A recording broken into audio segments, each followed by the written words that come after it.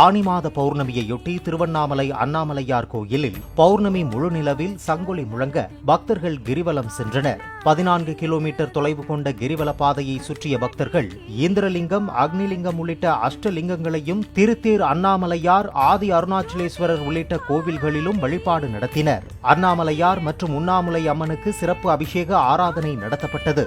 பக்தர்கள் சுமார் 2 கிலோமீட்டர் தூரத்திற்கு நீண்ட வரிசையில் 6 மணி நேரம் காத்திருந்து சாமி தரிசனம் செய்தனர்.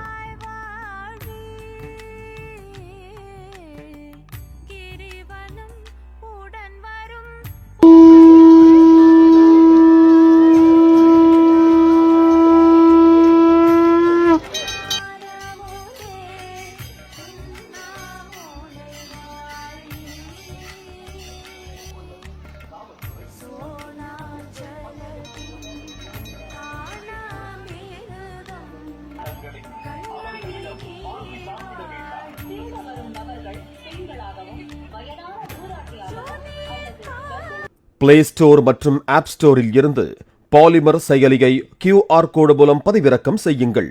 செய்திகளை உடனுக்குடன் பெறுங்கள்.